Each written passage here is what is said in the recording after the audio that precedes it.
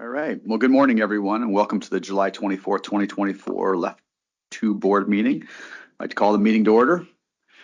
And let's start off with a moment of silence to remember our fallen brothers and sisters, as well as our military.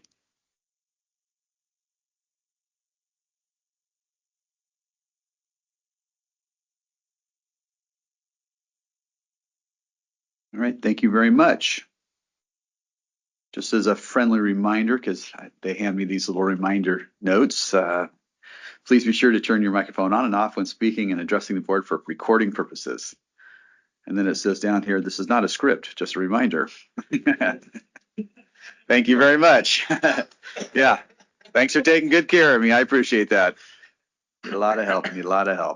Item number 1 on the agenda is the approval of the June 17, 2021. Motion's been made and seconded. Discussion and third. Discussion, seeing none, hearing none. All those in favor say aye. Aye. Opposed? Minutes are adopted. Thank you. Item number 2, results of the actuarial audit. Mr. Nelson. By way of reminder, this is a rate setting year for the board. You'll be adopting rates later on in this meeting. The actuarial valuation report that the actuary's office produces in rate setting years is audited by an independent actuarial firm. They do this on behalf of the Left 2 board and on behalf of the Pension Funding Council for all the other plans.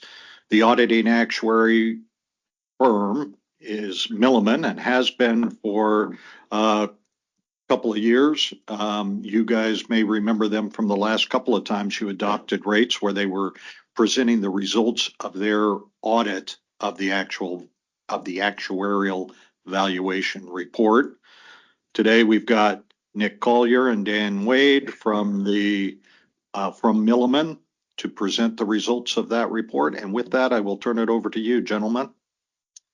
All right. Good morning, all. Pleasure to be here. As stated, we're presenting the actual audit of the OSA evaluation for 2023 for the Left 2 plan. I'm Nick Collier. He's Daniel Wade. And as stated, we're with the Milliman.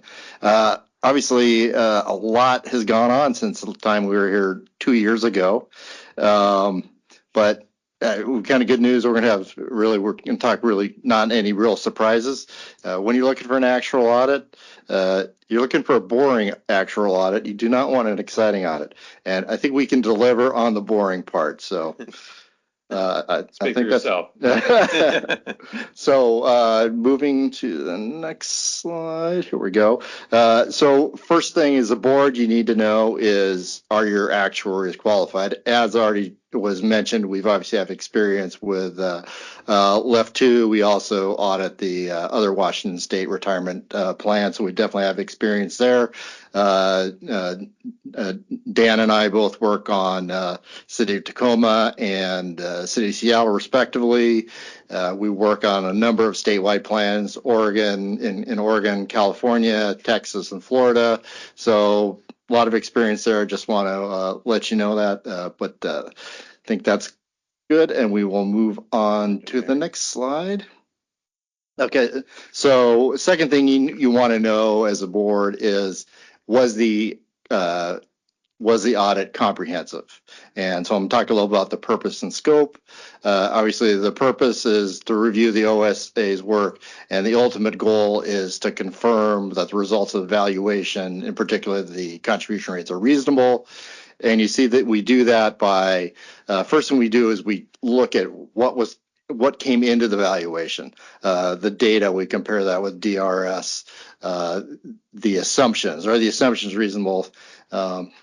As Dan often says, garbage in, garbage out. You need to have reasonable assumptions. So we look at those. We do a full independent replication of the assets and the liabilities. So effectively, we were doing the same process that the OSA does, and to ultimately determine the confirmation of the contribution, the calculated contribution rates. And I should note that, so when we do the replication, it's a full independent replication, and that's really the most comprehensive actual audit there is. So that should give you a high level of confidence in the results. So moving to the next slide. So third and most important thing you need to know are what are the results. As you can see here, the OSA evaluation and the resulting contribution resulting rate calculations are accurate and based on reasonable assumptions, and that's really the stamp of approval that we're going to give you. And we're going to provide a formal report with a lot of exciting stuff in there. But the bottom line is going to be there. We're not going to have any recommended changes to this valuation, or there's nothing that we think even needs to be addressed in future valuations. So very comfortable with the OSA's work.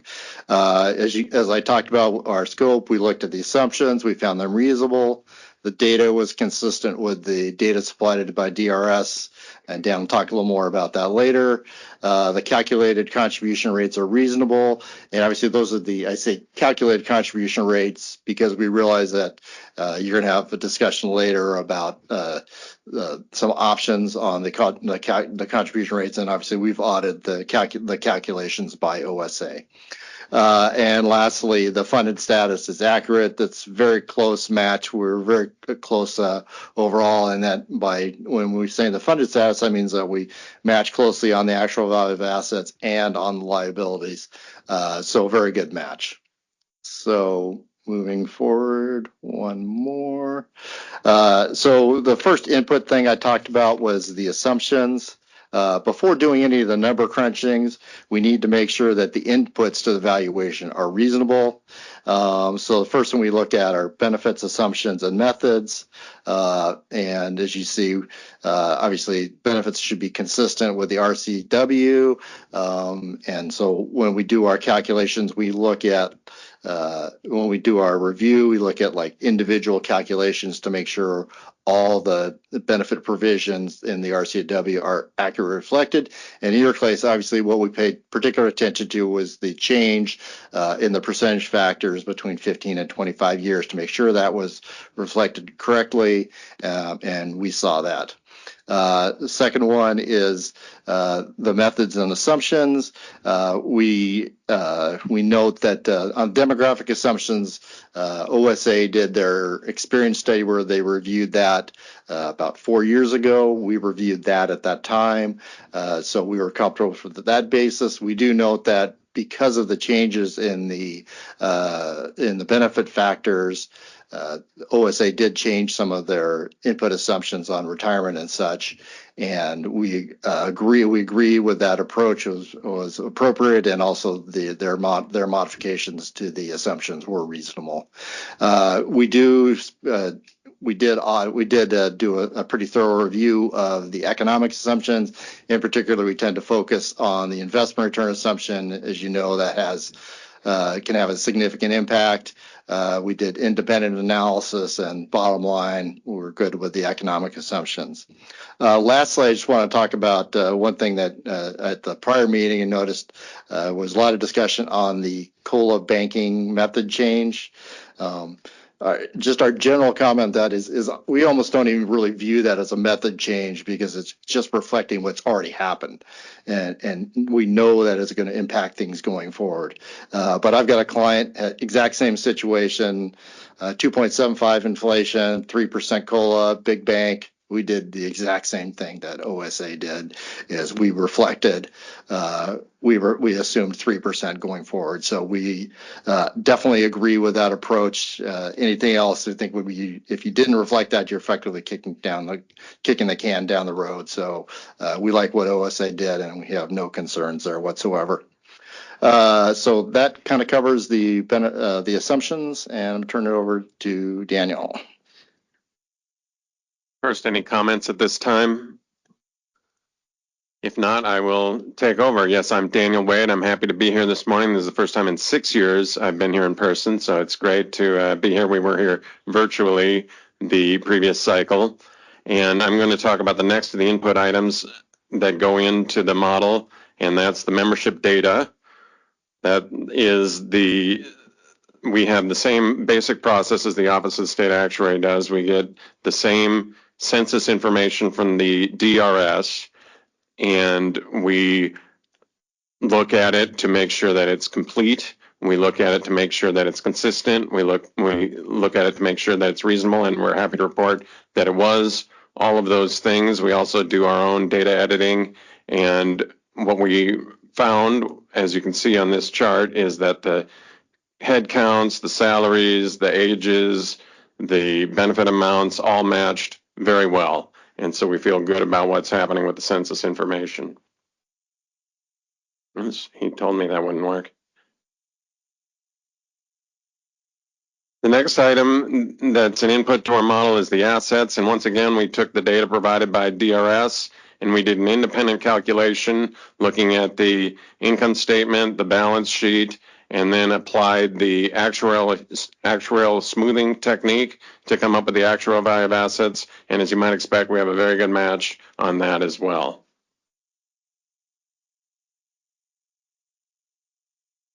Now we go from the input items to the output of the model, and that includes the liability calculations. We look at both the present value of benefits, the actual present value. This is where we take the inputs of the data and the assumptions and the methodology and the plan provisions, and we're able to develop the projected benefit payments. Then we discount those projected benefit payments with a 7% discount rate, and that's how we come up with the actual present value of future benefits. And as you can see, we match very well there. There's a 99.8% match. And we also not only matched in total with a 99.8%, each of the different components, both of the active liabilities and the pieces of the retired liabilities, match within 0.2%.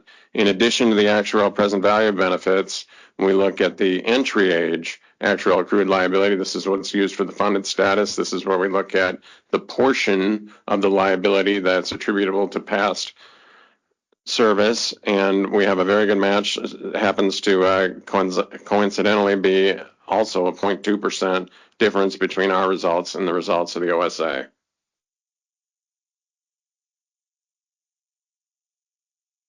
Moving from there, we get to the contribution rates, taking the assets and the liabilities and the funding policy and the relevant sections of the RCW. We're able to come up with contribution rates in a similar fashion to what the OSA does.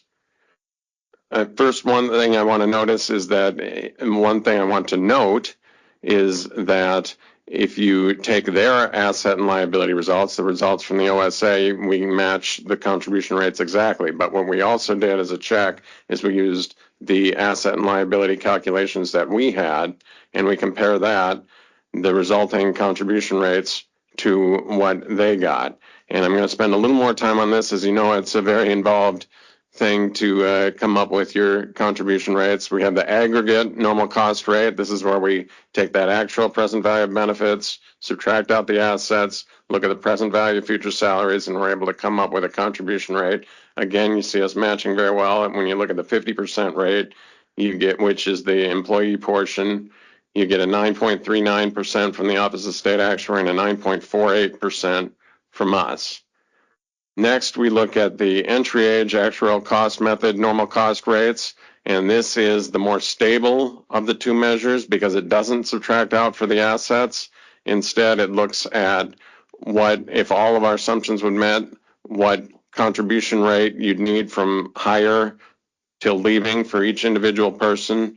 And we end up with rates at 9.95% for us, 9.97%, so just 0.02%, just 2 basis points different. And that's a really good match for the normal cost. Sometimes in an audit, we do have a little more deviation when it comes to the normal cost rate calculation, but here we had an excellent match.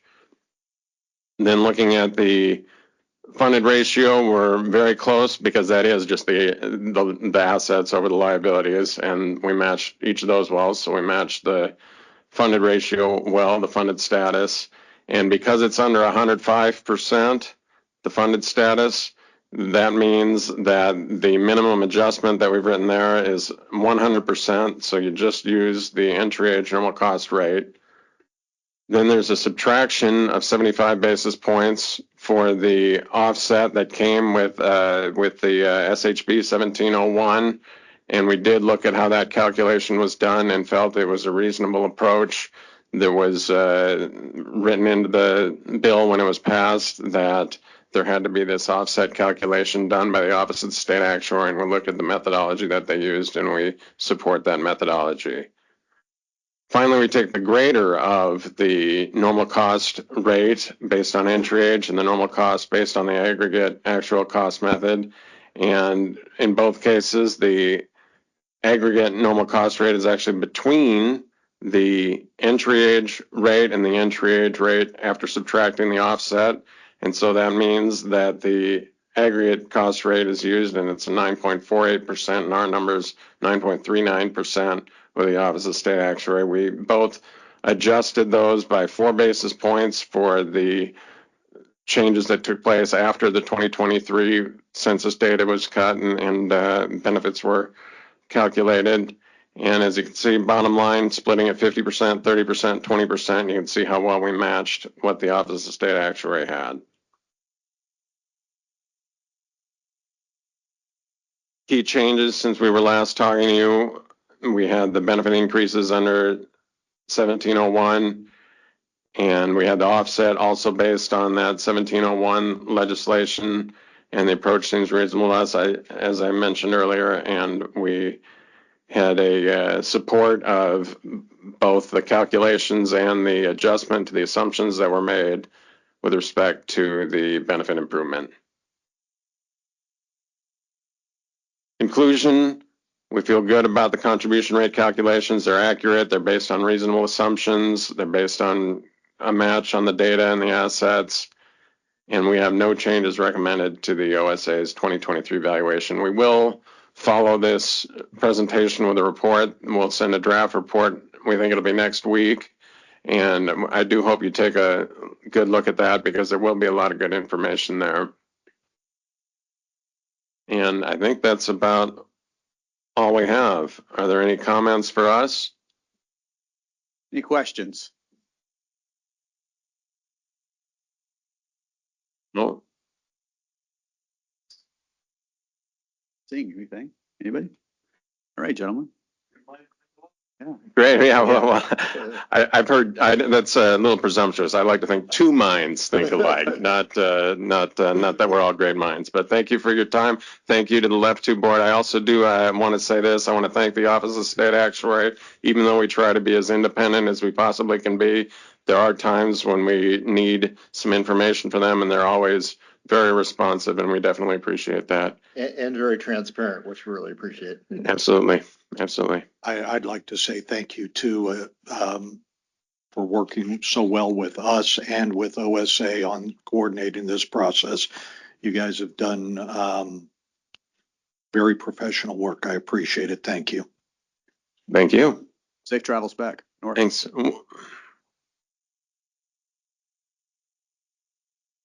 Right. Item number 3, Mr. Nelson, is contribution rate adoption. Looks like Jacob's going to be making. Yeah, Jacob's going to get up here. You had the results of the valuation report presented last month by OSA. And the results of the valuation report, of course, are going to be one of the options for you today. You may recall I mentioned last month that I was going to try to not give you 8 rate adoption options today. And so Jacob and I were working together to try to simplify things, and based on past practice by the board, things that you've done in the past, we have 3 options for you today. Jacob, I'll turn it over to you and let you share the background and the options with the board. Yes, I say as I go through this, you may not believe that we really did try to simplify this. It's going to be a lot, but hopefully by the end we've explained it clearly and you feel confident about the options in front of you. And please feel free to ask questions during all of it, and do my best to answer those. Okay, for the record, Jacob White, staff to the board. So the issue in front of the board is the adoption of contribution rates for the 25 through 27 and the 27 through 29 biennia. The board is not required to adopt rates because there are rates in place for the 25 and 27. However, the board's policy is to adopt rates for every 4 years. So first wanted to start off going over the board's funding policies and goals. So the board has two funding goals, and that is to fully fund the plan and have stable contribution rates. It may seem that those would work with each other, but often they are in conflict. And this year, this rate setting cycle is an example of that conflict. And the board's difficult task of balancing those, of taking all the different factors and determining what the best way to balance those two goals is. In balancing these, the board is not necessarily choosing, one goal over the other goal, but trying to find that balance. And there'll be more discussion of that as we work through today's presentation. And then the board has two funding policies. The first is that 4-year rate adoption. The board does adopt rates for 4 years, but then has the ability to change those rates as new information comes to the board every 2 years. And then there is the current statutory minimum rate funding policy. So you can see that down below. And so this has been developed by the board it's been fleshed out more in recent years as it started with the funding ratio of the plan rising, and the board recognizing that it needed a funding policy of what to do as that funding ratio continued to go up. And then, so that was when the board developed these tiers, that if the funding ratio hits a certain level, then that changes the minimum rate that the board uses. And then when the benefit enhancement was passed, that added some more complications to the minimum rate funding policy. One of those was the offset rate, which was just explained. That this is the first year of having that offset rate. So you got to hear a little bit about the development of that. But just as a reminder of why the offset rate came into play, that was because of how the benefit improvement account, the board had and the legislature had put money into that benefit improvement account to purchase the benefit improvement.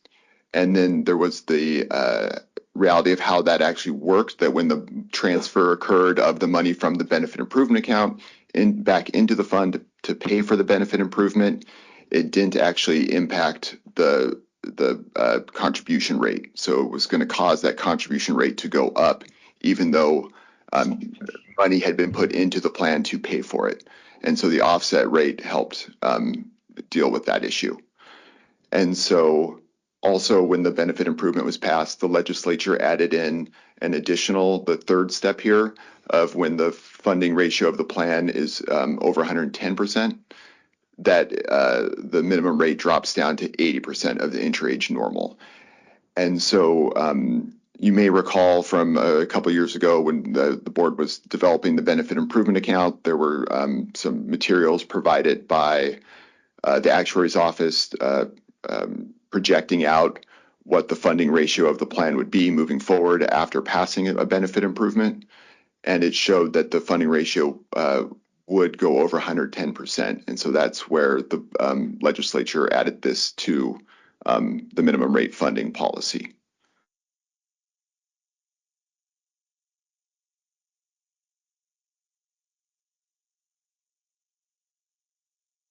So the board has balanced the two funding goals using the expected long-term cost of the plan, which is also called the normal cost of the intra-age normal method, but we're just going to call it the expected long-term cost of the plan. This is something the board has talked about a lot in the past. It was identified by the board, I believe, pretty much from the beginning of the board, going back to like 2004 is when it started to be implemented. And that was work done by the board to identify, well, I guess before the board had been created, there had been a lot of volatility in using the aggregate rate. and the board was looking to understand how do you identify the actual cost of the plan and make payments that are more predictable and less volatile. And so that was where this funding method was identified. And we'll talk more about kind of the history of that, but just a little introduction there.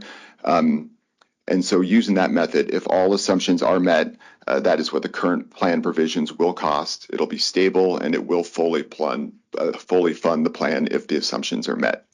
But as we know, not all assumptions are completely accurate moving forward. So issues influencing the rate decision today.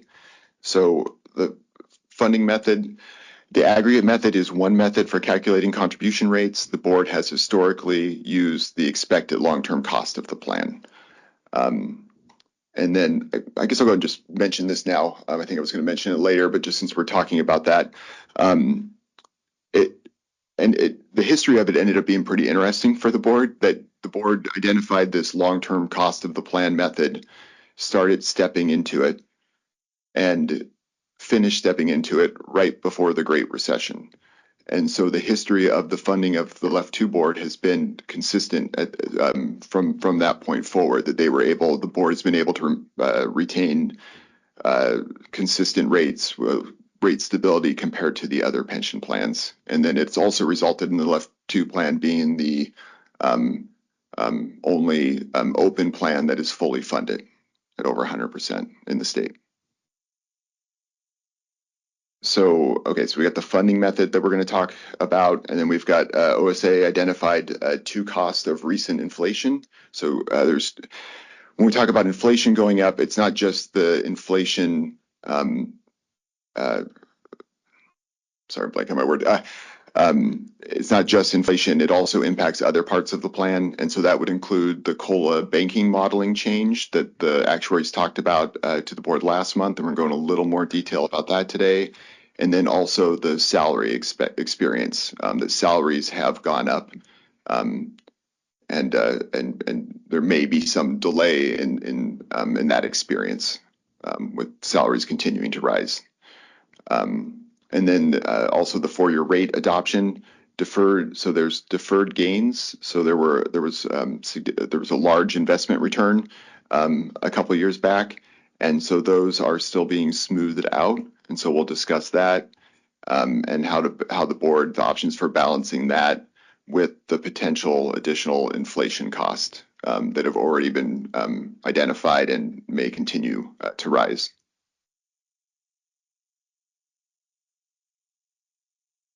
Okay, so I ended up covering a bit of this already, so I don't want to repeat myself too much today, but aggregate and minimum rates. So under the plan funding policy, the contribution rate is the greater of the aggregate rate or the minimum rate. So I've talked a bit about the differences in those rates already. I think the main thing to just identify here with the aggregate rate is it does fluctuate with plan experience and changes in assets. And so it's a lot more volatile with investment returns in particular that can go up and down year to year, but other plan experience as well. And then the minimum rates, which are, like I said, calculated from the expected long-term cost of the plan, but then also now does have these tiers. So while it is less volatile, you can when the plan hits one of these tiers, it takes a step down or up, so not the same volatility, but can experience some sharp changes. And then the new offset rate that we discussed.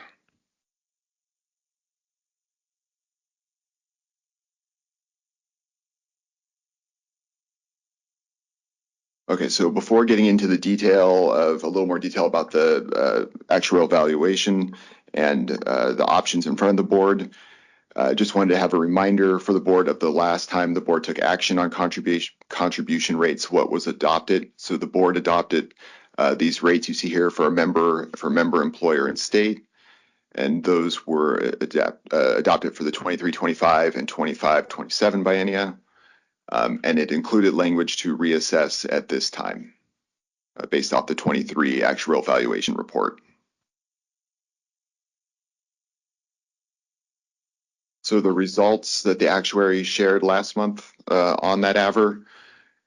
So here we have the current adopted rates, the funded status, which they identified at 102%. And so it doesn't hit those minimum rate tiers we talked about that begin at 105%. It's below that. And that using the minimum rate funding policy, that the aggregate method would raise rates to 9.43% for member. And you see the employer and state broken down there.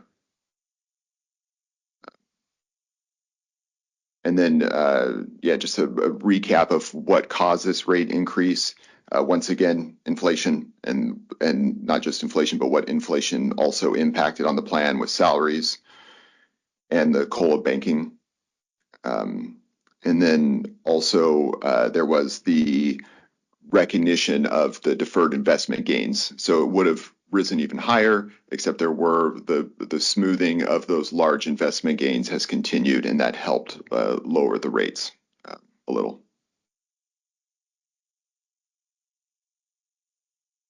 So speaking of those deferred gains, the deferred gains that are still being smoothed are about $1.3 billion. Like we said, recent inflation experience has exceeded the expectations. And it's unclear if there's going to be continued salary growth that has not yet been recognized by the plan. So projections, I had the C email. We actually ended up putting that as a slide in the back of your materials. So we had asked OSA if they could project out into 2027. So I believe when Mitch from the actuary's office spoke to you last month, he did discuss this a bit as far as with those deferred gains, what did the actuaries project happening moving forward as those gains were realized? Would that offset some of these inflation impacts and lower rates back down? And so that is what the actuaries are projecting. They'll be much more comfortable with those projections in a few months, but we know the board needs this information today to make these decisions. So it is showing that as those deferred gains are recognized, they're expecting the funded ratio of the plan to exceed 105%. And then using those rate tiers, that would cause the rates to lower for the plan. Which would mean, depending on what action the board takes, that if you use the aggregate rate method, those rates would go up and then potentially drop back down in a couple of years when those deferred investment gains are recognized.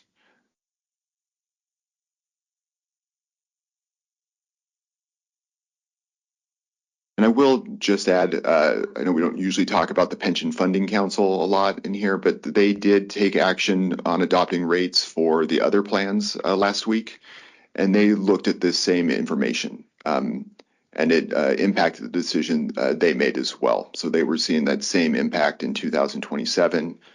And so if you have questions about what they did, I could provide more information, but just wanted to let you know they were looking at the same materials and using that in making their decision. Yeah. And it's a lot to get into, so I don't want to get into too much detail, but big picture, what they did. Yeah. So they're balancing different issues than the board. So what they have is when the board went from the 7.5% investment returns assumption to drop that down to 7%. The Pension Funding Council decided to smooth that over 6 years for the other plans from 7.5 to 7. And so they're in the middle of that. I think they were 2 years into it. And then they also have the plan ones being underfunded. They were making additional payments on those to get them up to being fully funded. That is starting to wind down. But okay, I won't get into all that. Where they ended up was deciding in part because of these investment gains coming into the plan, that they were going to move so they had 4 years left on making those on additionally, lowering down the 7%. They decided to move that out to 6 more years. So they have 6 more years of doing that. And so they did not go with the aggregate method identified to fully fund immediately. Instead, they are continuing to phase in to fully fund the plan. And so they had 3 options in front of them, and they went with the option that extended it out the furthest, so they could kind of wait and see what happened going into the next rate setting cycle. Yeah. Okay. Sorry.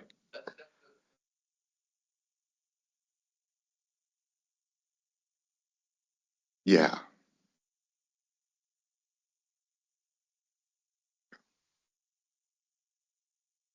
Okay.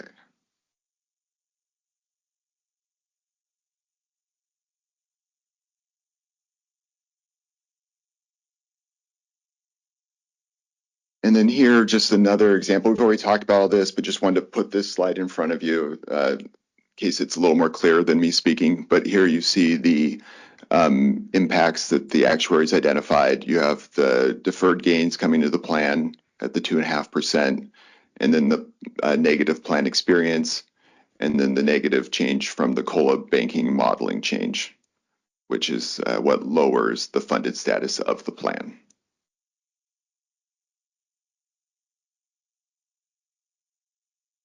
And then last month, the board requested this and tried to do some math on the fly, but that wasn't working. So here the actuaries had time to go back and identify what the rate or what the budget impacts of moving to the aggregate method would be.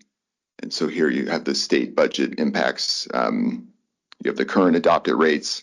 You have the 2023 valuation rates are using the aggregate method to fully fund the plan immediately.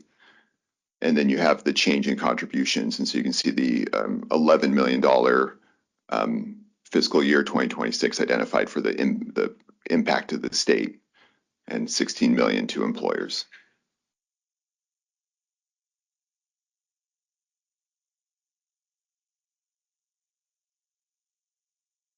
Okay, and then the COLA banking methodology change. So recent inflation experience means that all members who retired prior to June 30th, 2023 will receive a 3% COLA until their bank is exhausted.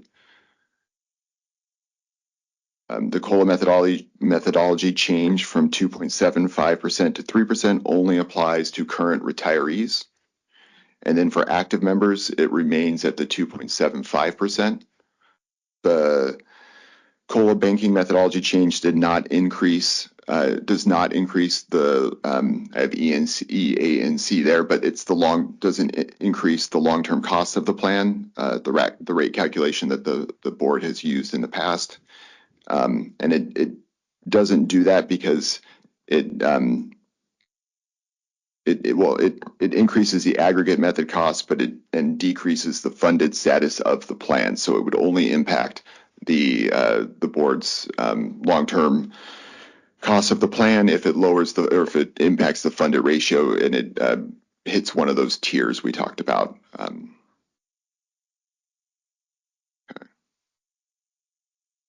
And then I did want to add too that adopting this methodology change is included in the board's options today.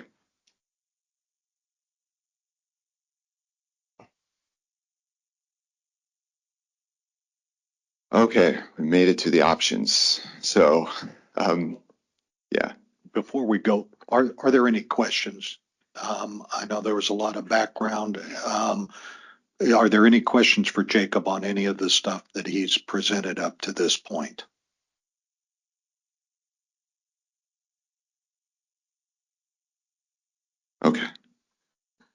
Okay, so for option 1, leave the rates already adopted at the 8.53%. And I'm just using the member number when we talk about these. So leave the rates already adopted at 8.53% and step up to 9.2% over 5 years, beginning in fiscal year 2028.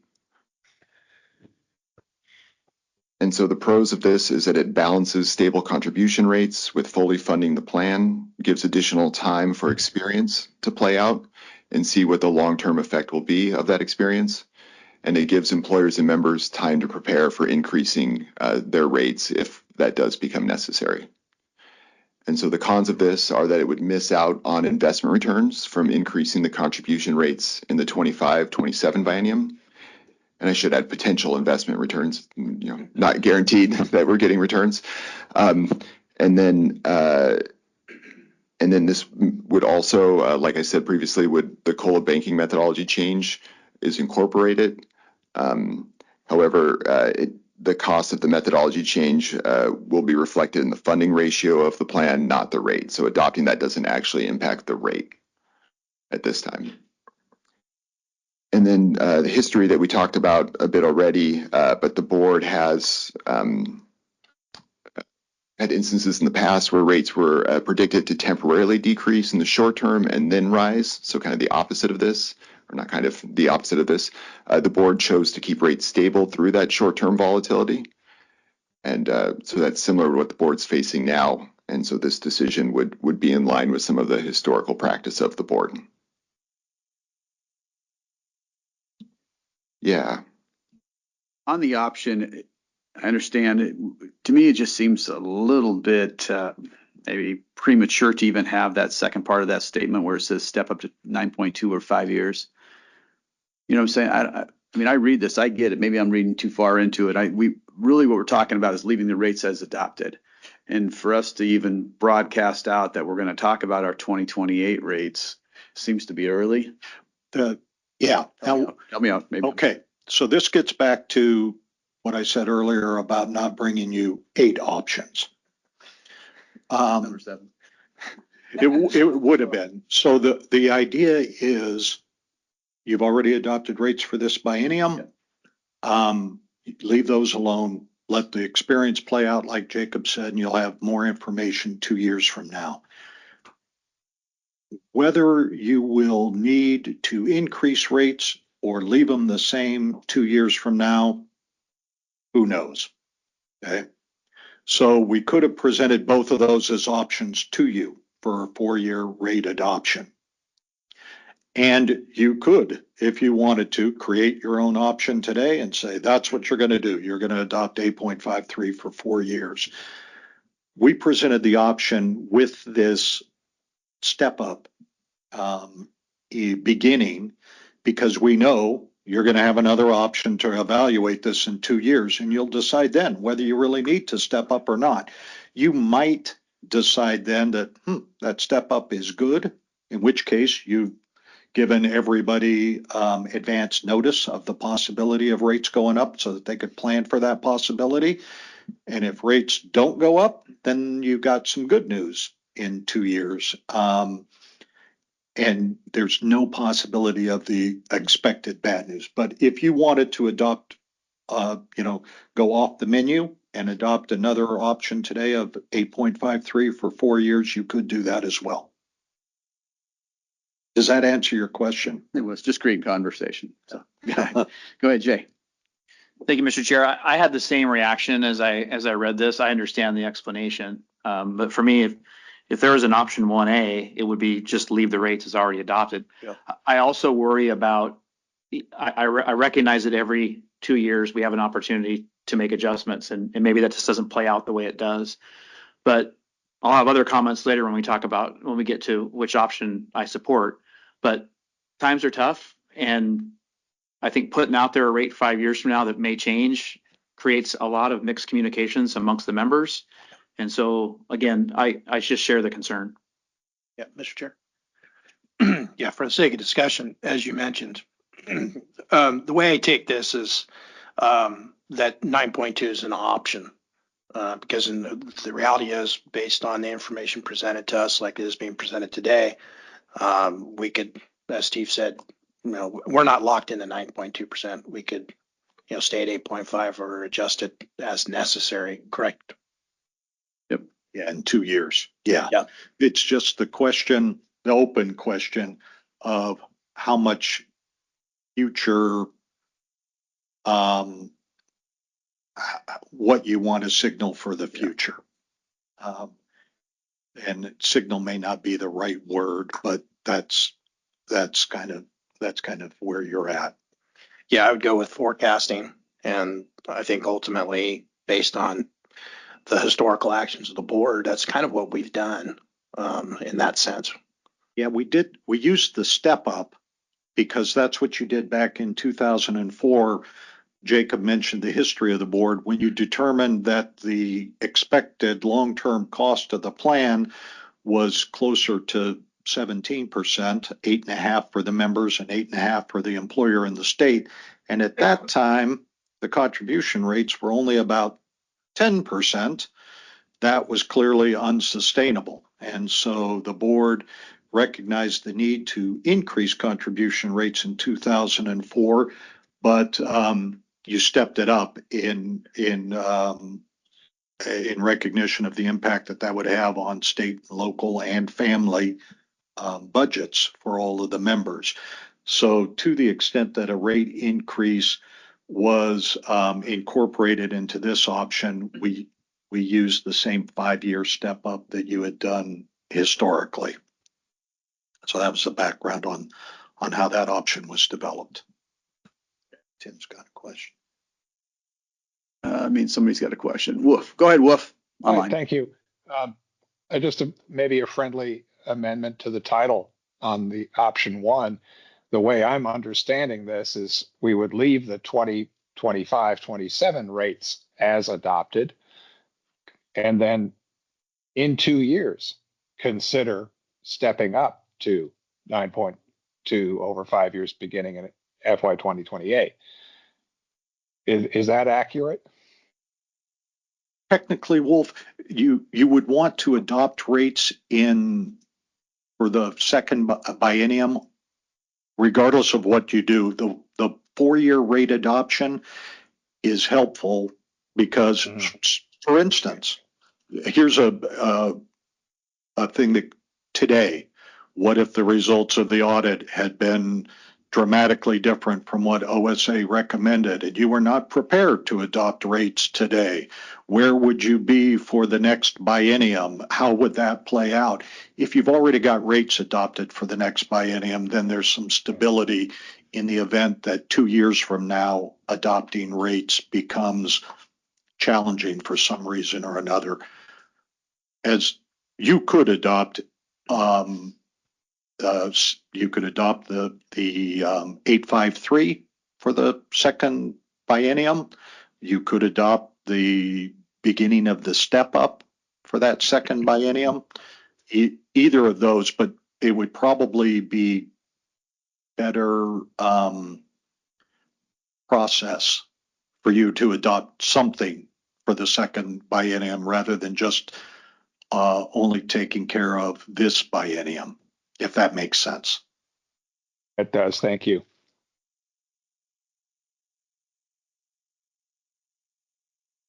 Okay, I'm gonna move on to option 2 here. So option 2 is begin step up to 9.2% immediately over the next 5 years. The pros of this are that you begin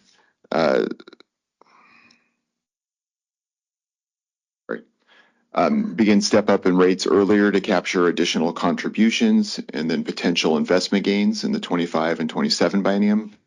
The cons are that contribution rate increases may turn out to be unnecessary if the current actuarial projections are met, and the rates move down with the deferred investment gains coming into the plan. This one also same with the COLA banking methodology change, same impact as the last option.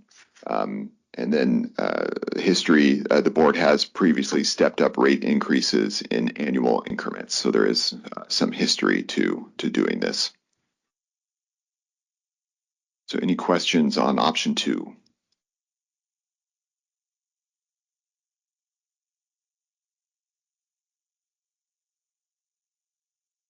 And option 3 is adopt the aggregate rate for 25-27 and the 27-29 biennia.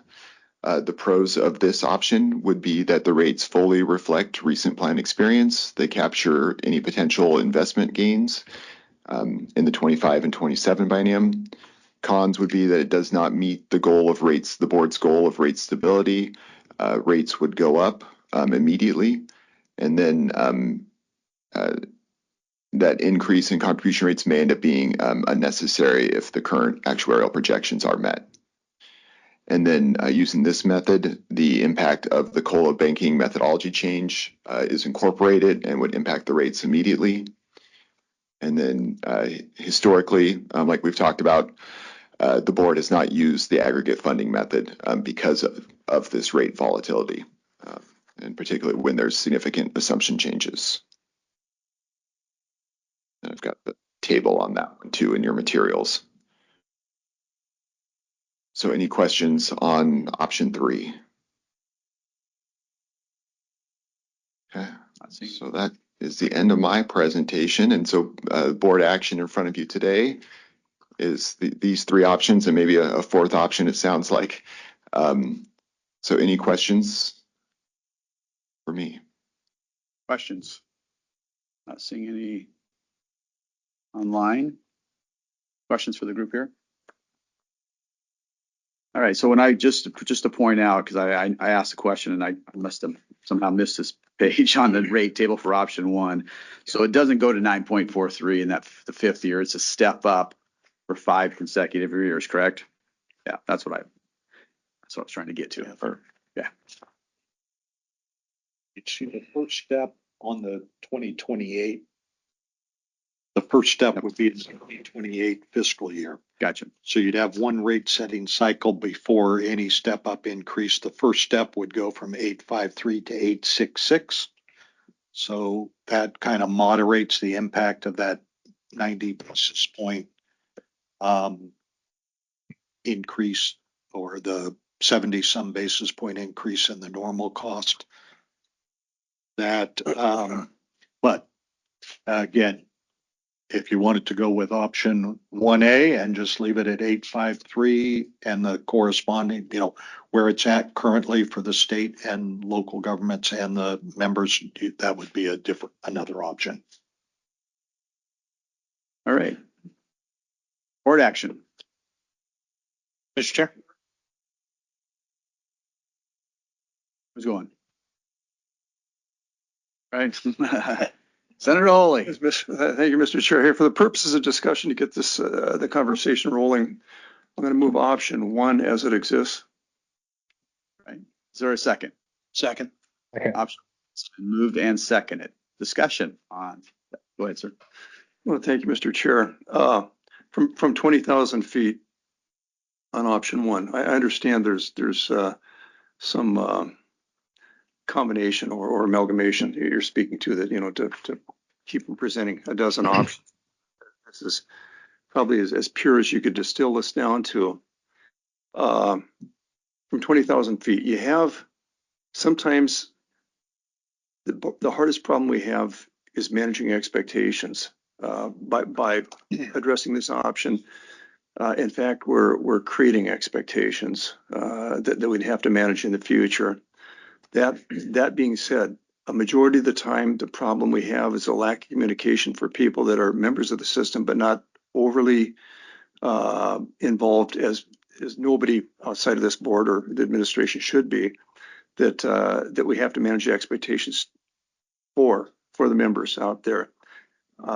The expectations we create here, and you're going to have to correct me if I'm wrong on this, but it appears from the perspective of an employer that having something in the future to predict where budgeting may go for this option is not such a bad thing. I'm expecting that most municipal county budgets out there and county budgets are yearly rolling fist fights that are zero-sum games, and it's just being screamed at enough in the legislature over the years. I kind of get that feeling, and having something at least to anticipate or see some sort of a trajectory would actually be an advantage to them. But providing this, even though it's something that appears to be inconsistent with our current authority that we have in every couple year increment for setting rates out there. in the legislature, they always say that you can't bind future legislatures out there, but in fact, you put things in place sometimes that allow people to have a track or some sort of a path to follow in the future, so you have some idea where you're going. So I don't think this, as it sits, is such a bad thing. Yeah. Thank you. Jason, go ahead. So from the 500-foot standpoint, I'm a little bit closer to the ground center. It makes sense to bring this up for the purpose of discussion, but also for the folks that we represent in regards to contribution rates. And I'm sorry, I don't have a page number, but in 2027, under current projections, and if all current assumptions are realized, the funded ratio is expected to exceed 105% where we're at right now, when the current deferred investment gains are recognized. So with that, given our aggregate smoothing, the potential to go to 105%, and then looking at a potential rate reduction, I think it's fiduciarily responsible to go with option one because of those reasons. Thank you, Mr. Chair. Thank you. Jay? Thank you, Mr. Chair. I also support option one. I raised my concern about the second part of that option, but I'm compelled by the discussion. I also recognize that if I get reappointed, I get another bite at this apple later. So what I wanted to add to the conversation, and I appreciate where OSA is in their recommendations, particularly when you look at wage increases, but it's important to remember that we've had historic levels of inflation over the last 2 to 3 years. And so I, as an employer, have seen 4% COLAs for independents for the last 3 years. I can't remember a time when we went 3 years in a row at 4% COLAs. The CPI, as we got to end under out yet, and we owe it some more time to make sure we know where that is and what's happening there. So I think, as was mentioned by my fellow board member, we're also a well-funded, fully funded plan with projections to be at 105% in the out years. So I also know, and I said earlier, that times are tough for employers and times are tough for employees when it comes to cost of living and other things. And I think we got to really pay attention to that. And I do agree it's our responsibility to make sure we keep our plan fully funded. We're there. And so for those reasons, I just don't feel compelled to recommend anything different than option one at this point in time. Right. Mark? Sure. I speak in favor of the motion. I think it meets the goal, the long-term goals of the board for rate stability and adequacy. I don't think there's an issue with adequacy. I don't think there's and stability in particular meets all the stakeholders' interests at the board. Employees, employers, and the state also. And so I think that the long-term history of this board is that we have gone out of our way to meet the interests of all the stakeholders. And I think that option one reflects that. So I speak in favor of the motion. Okay. Thank you. Not seeing anybody online, seeing no other comments in the room. The motion before us was for the adoption of option number one, to leave the rates already adopted for 2025 through 2027, and FY 2027 begins step up to 9.2% over 5 years, and corporate COLA banking methodology change proposed by OSA. All in favor, say aye. Aye. Aye. Aye. Opposed? It is adopted, option one. Thank you. Jacob, thank you for that. Yeah, thank you. Appreciate it. Thanks. All right, so we moving on to item number 4 is the Board of Volunteer Firefighters and Reserve Officers, and Haley's going to give a presentation. So Mr. Nelson, by background, a little bit. Yes. As you'll recall, when you were working on your interim work plan, you had 2 separate issues. One had to do with part-time firefighters, and a separate one had to do with a request for the board to look into service credit purchases by reserve police officers. During the course of kind of preparing for those presentations, Jacob and I had a chance to meet with Haley to educate us on what the Board for Volunteer Firefighters and Reserve Officers does and the benefits, and it was super helpful.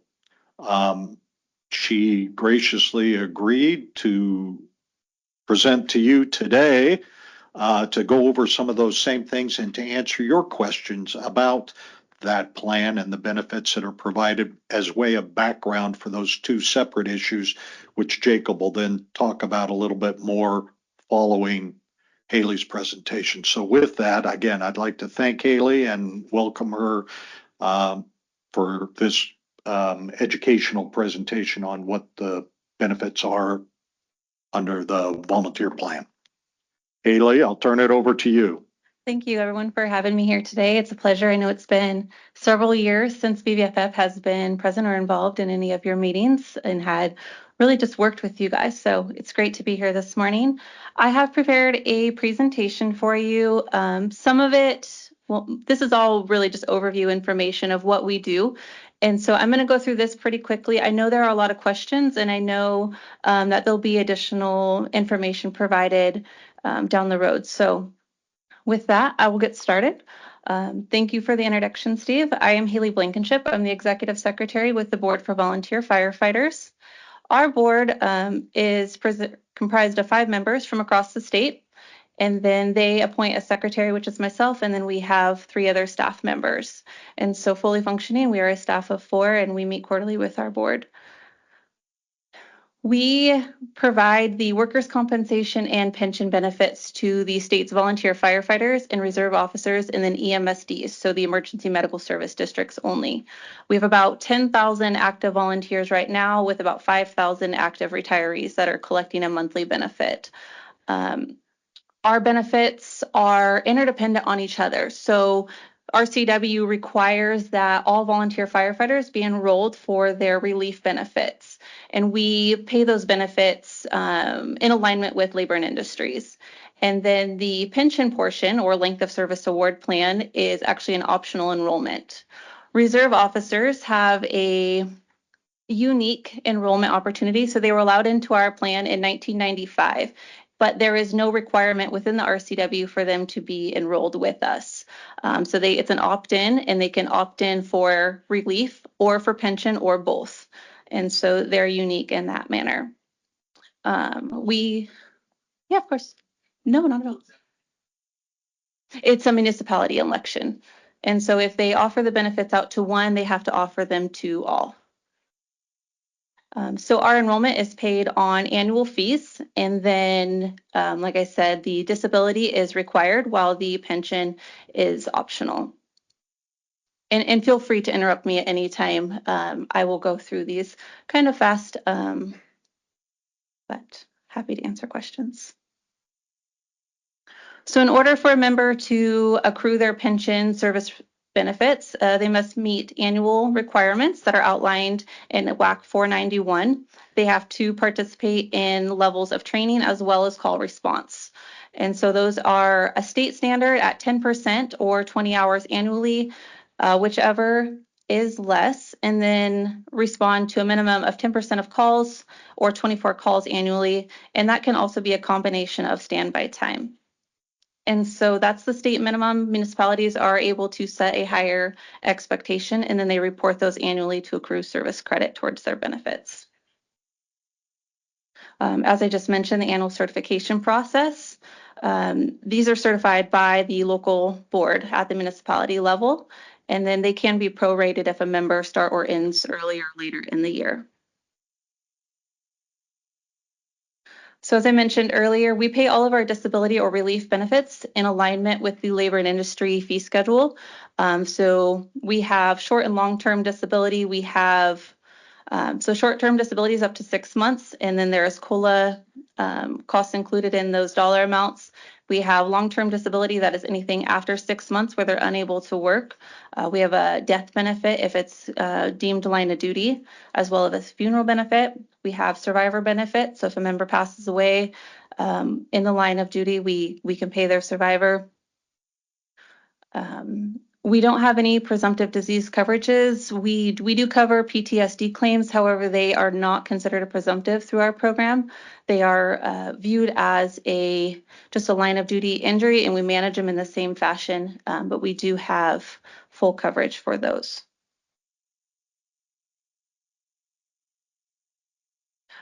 So I think the most relevant information is coming in these slides in as far as our conversations have gone to this point. BVFF and RO can only cover firefighters and reserve officers that are not working enough hours to be PERS eligible. So we follow the FLSA standards, and if a member is deemed PERS or LEF eligible, they are not able to be enrolled in BVFF within a singular municipality. A member can be a career firefighter and still be a volunteer or a reserve at a separate municipality and have no impact on one or the other, as long as there's that separation. They can also be an administrative personnel and a volunteer at the same time, as long as there's that clear delineation of duties within that. So if a member is PERS or LEF eligible, obviously they're not covered, but they can still be. So I cover this in the next slide. I was jumping ahead. So the FLSA, according to FLSA standards, a district can pay their volunteers as long as they're not exceeding that threshold amount. So they can work up to 70 hours a month for 5 consecutive months for 2 consecutive years and still be eligible for BVFF coverage. If they exceed that, they are then moving into the PERS eligibility. However, PERS is an optional or an opt-in program. So if a municipality has not opted in any of their staff, then a member that exceeds those thresholds can still be enrolled with BVFF without fault. I already mentioned that the volunteers cannot do the same type of services within the same agency.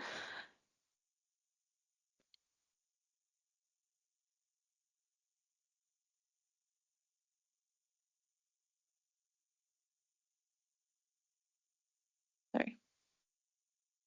And then this was kind of just a summary piece of what we cover as far as activities within the program. So drill, training, emergency response, work in and about the quarters, and then physical trainings. Like I said, this was a very high overview of what our agency provides for coverages. So within the relief program and within the pension side of it. I know there was specific questions in relation to our program around reserve officers and their ability to have service credit applied to a LEF benefit where potentially they acted as a reserve also, and whether or not they were enrolled with our program or not. Anyone has questions? That summarizes my presentation for you guys. But you want to ask? Other questions? Go ahead. Thank you, Haley. Question for you. I heard something in the beginning, but I wasn't sure if I heard it correctly. Can you tell us the number of members you have and the number of agencies that are currently enrolled in the program? Yes, so currently we have roughly or just shy of 10,000 active volunteers, and that is based on the required relief enrollment. So we don't judge our numbers based on the pension because it is optional. However, we do have about 8,000 active enrollment members enrolled actively within the pension side of things. And then we have about 5,000 that are collecting a monthly benefit. We have roughly 355 municipalities across the state. So that is inclusive of fire, reserve officer programs, as well as EMSDs. And is that broken out, or are you, I don't know if you can tell us today, but like how many of those are fire versus how many of those are law enforcement? Well, I can tell you we have 2 emergency medical service districts. Those are both on the east side, and I believe we have 10 reserve officer programs that are still enrolling members with us. And so then the remainder would be all fire, whether it be county or city municipalities. Okay, so it sounds like the majority is fire. Yes, very much so. We have less than 100 reserve officers enrolled in our program currently. Okay. Thank you. Then you mentioned 5,000 retired earning a benefit. Is that benefit considered a pension? Yes, so we just went through a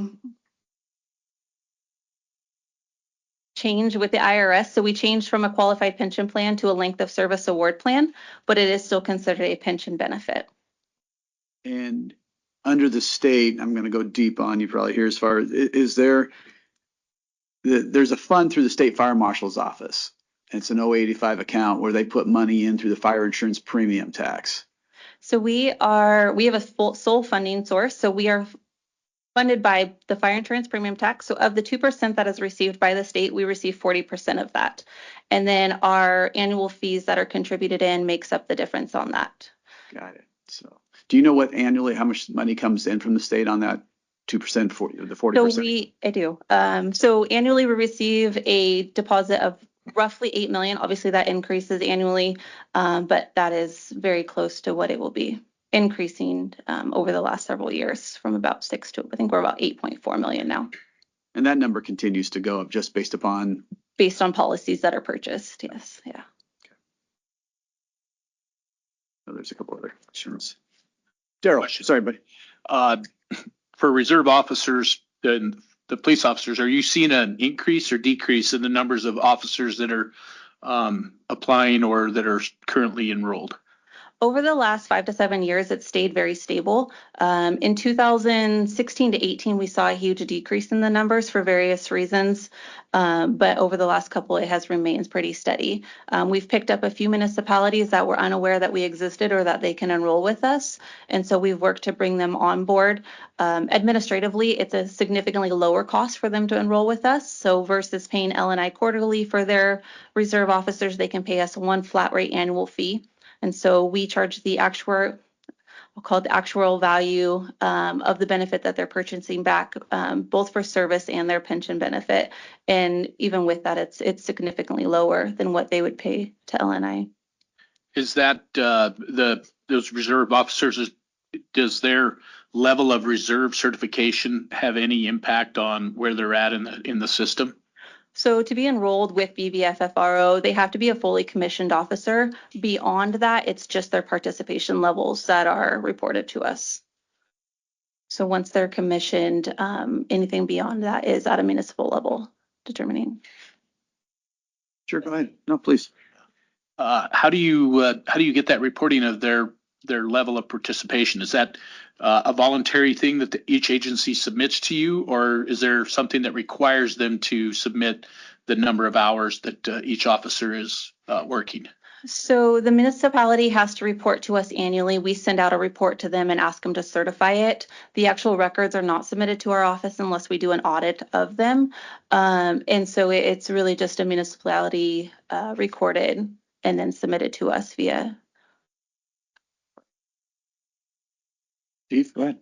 Haley, you mentioned that in order to be enrolled, they need to be fully commissioned. And then the legislature just changed the law last session to allow part-time, fully commissioned officers to be in LEF 2. Do you see that impacting how these reserve police officers will be reported in the future? Could they all drop out of the plan and end up in LEF 2 moving forward? It's hard for me to say because we have such an optional enrollment within our program. There's no requirement for them to report to us currently. So I think as far as based on what the municipality's goals are for their reserves and how, are they wanting to build their program? Are they wanting to transition more to a employee relationship with them? I think that might be something that they look at. But beyond that, it's really hard for us to say because they could report to us one year and then not report to us for the next couple and then come back and forth. And so it's hard for us to judge what they're going to do and what that transition will look like. Sir. One other thing, sorry. So hypothetically, if I was a reserve for 10 years for an agency and then I went full time for 25 years and I've retired, is there a way of reversing to go back to my 10 years as a reserve and become active in your, not necessarily that I'm going to work forward, but qualify for a benefit through your plan? Yeah, so I think I can answer that in two parts. So even if you retired after 10 years of service as a reserve, you could collect that benefit. Or if I think what you were asking is if you could pick up your status as a reserve again after you retired from your career position, and then you would start accruing basically from where you left off at that 10-year mark. And then you could accrue additional benefits beyond that, and it would not impact anything to do with your career retirement because they are separate. Senator? Well, thank you, Mr. Chair. This question might be one of those where the dummy wasn't paying attention in class. Maybe you already covered this material, but it's like I'm trying to figure. I'm looking at the presentation here, and it shows that that PERS is a default system if you work enough hours. So in Spokane County, for example, you have Fire District 3, which is in 4 Lakes. And about 15 years ago, they built a station there. And you have people, it's a county fire district, volunteer people. And yet at the same time, you have people that full-time staff that station. The majority of people are volunteer come in, but you have a core full-time staff in the station. Maybe you can even help me with this. What is it, the agency that differentiates whether or not you qualify for LEF versus PERS and the amount of hours worked? If you're acting as a full-time firefighter and you have that certification, you're working for a volunteer agency, this is that kind of like that nebulous area, like full-time National Guard kind of a thing that I don't understand the differentiation between the systems here if you're the same person for different agencies. Well, okay. So this is one of the things that Haley really helped Jacob and I out. High level, the way it's supposed to work for a single employee, let's start basic. If you're eligible for LEF, you're in at LEF. If you're not working enough hours to be eligible for LEF, but you're eligible for PERS, then you're in PERS. And if you're working as a qualified reserve police officer or firefighter and you're not in either of those, then you're in the reserve plan. The issue about what if you're working for 2 separate employers the way it's set up now is those are evaluated separately by employer. So you might be eligible for LEF with one employer and in PERS with a different employer, or within the volunteer plan with a different employer. But as on a per employer basis, you can't be in 2 separate plans at the same time with the same employer. So to be clear on this, it's the level of engagement you have with any employer out there that determines your status as LEF, PERS, or other. That's correct. Thank you. I would agree with that fully. And the only caveat that I would add is if you are a career administrative professional within one municipality, you can also hold a volunteer status. So you could be PERS eligible in that capacity and then be BVFF enrolled for your volunteer duties. They just don't overlap and they can't be the same duties. So there's clarity there. Good. Just kind of for the purposes of kind of breathing some air into this from the law enforcement standpoint, as Haley mentioned, they've seen a decline in the law enforcement reserves. And Haley mentioned there's several reasons for that, which I agree with. But I was a reserve for about 1.5 years with Clark County Sheriff's Office prior to being full-time. And then throughout my years have participated in the training of multiple reserves, not only with Clark County Sheriff's Office, but regionally with about 5 different counties. And we saw, as Haley mentioned, a sharp decline in those services where law enforcement agencies have eliminated their reserve programs, largely in part because of the mandatory training clauses that now exist due to some of the legislation that's been changed in the state of Washington as it pertains to mandatory training for de-escalation tactics, for CIT, which is the mental health component of training, dealing with on a mental health crisis situation. And those trainings can be anywhere from 40 hours in length up to which is a full week, up into, for instance, the patrol tactics course, which is mandatory by state for every full-time, fully sworn law enforcement officer in the state, which is a mandatory 3-day, 24-hour class. Currently, there are 5 of those courses that are mandatory for your agency. And depending on your agency side, as somebody who's gone through them, There's a large cost involved in doing that. There's usually overtime involved because you have to do your training on a day off because you can't do it because on a work day you're responding to calls for service. That makes it very difficult. I can speak for my agency. By the end of this year, we have 80 deputies that we need to train. So you can kind of see the burden on the agency, and then if you throw 50 reserves into that mix, and you're going to put those 50 reserves on the street that are going to be functioning as a police officer, the state of Washington wants those individuals to be trained to the same level as a full-time officer and or deputy.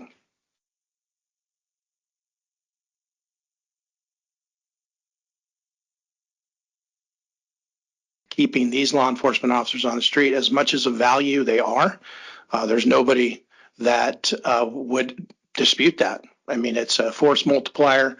It's great to have those reserves to help out during, especially the busy times of year. But it became somewhat unsustainable from the employer perspective as far as the training and how that works and how you pay for that. How you present that to city managers, how you present that to county councils, and saying, hey, I need an extra this much money to continue this nice to have program.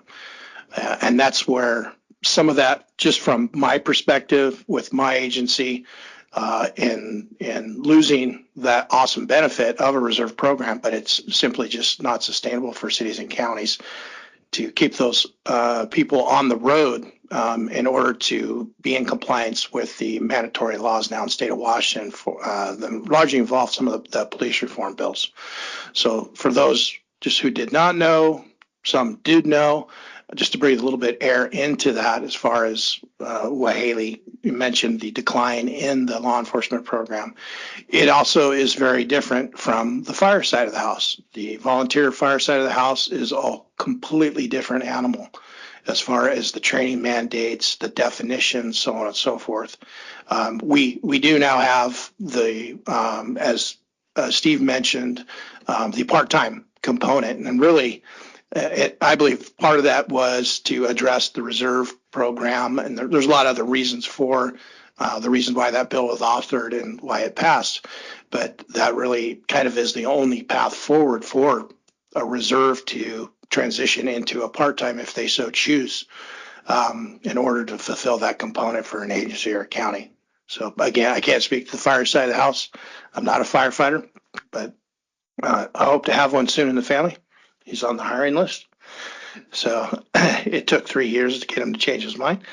But anyway, thank you, Mr. Chair. Thank you.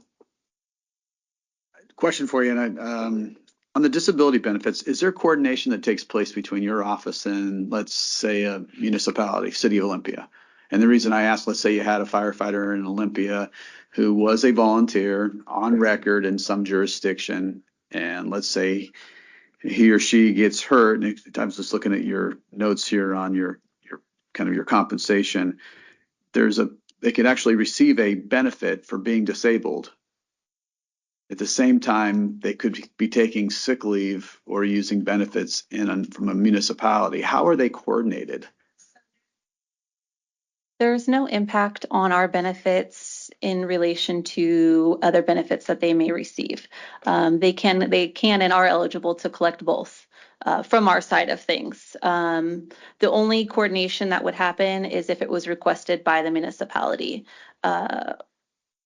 If it wasn't being issued out from our agency, because we don't see any of the information that is taking place or any of the background stuff from a city or county municipality level. We don't receive any of that.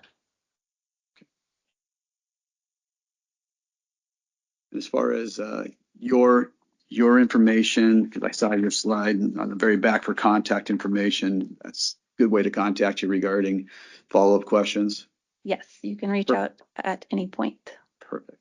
Yeah, Other questions? Go ahead, Steve.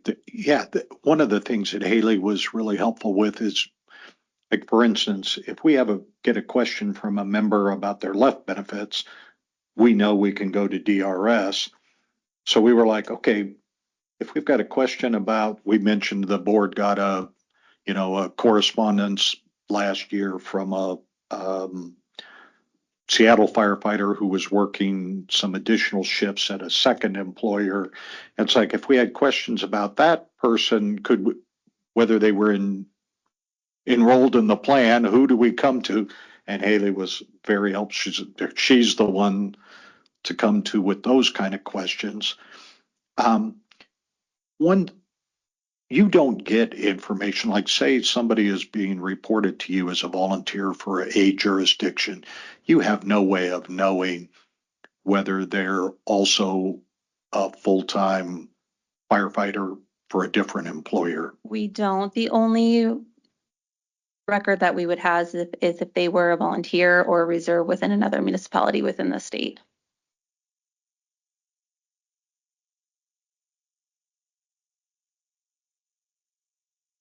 Any other questions? Thanks, Haley. Thank you. Appreciate your time. Thank you for having me. Yeah, thank you very much.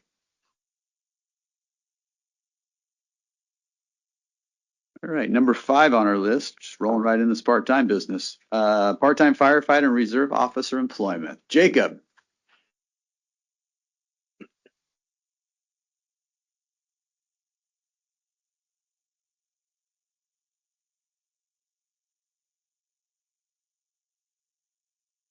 Hey, for the record, Jacob White, staff to the board. I really want to thank Haley for doing that, so I didn't have to do that presentation, and also I'm glad she's agreed to stick around in case I need help with any questions you have about the Board of Volunteer Firefighters and Reserve Officers. So the board decided for this initial presentation to combine these two issues into one presentation. As I developed it, I realized there's not a lot of overlap other than they do involve some of the same, involve the Board of Volunteer Firefighters and Reserve Officers. So I'm going to kind of separate the two. I'm going to start with the first issue of part-time firefighters and then move into the issue of reserve officers and service credit, or left two members who previously worked as reserve officers and converting service credit. So this was already discussed, and Steve did a great job explaining this, but I'll go ahead and reiterate it a little bit. So firefighter eligibility. So here I have a breakdown of the 3 different plans and the definition of firefighter in each of those. So for left 2, a firefighter is full-time, fully compensated as a member of a fire department of an employer. Full-time is defined in rule by DRS as 160 hours a month. And there's no length of time requirement with left 2. So you could be full-time and fully compensated for a month and qualify for left 2 that month. So for PERS, that's different. So PERS, an eligible position, normally requires 5 or more months of service a year for which regular compensation for at least 70 hours is earned by the occupant. And so the volunteer firefighter definition is very clear. Is that if you're not left 2 or you're not PERS, then you're a volunteer firefighter pretty much.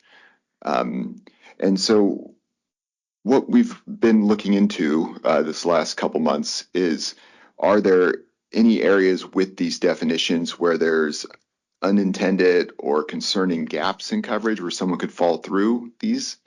Or are there overlaps that can be confusing where the employer has an option of which one you're in?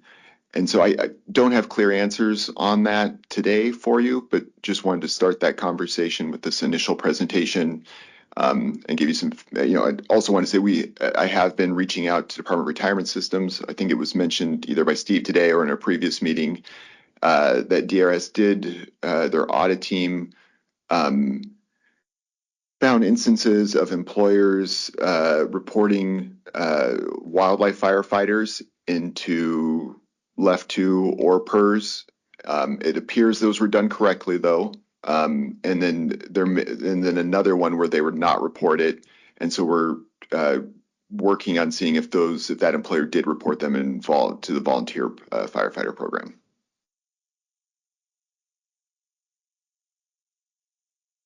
So what happens if a left 2 member is disabled or killed in a non-left 2 job? So I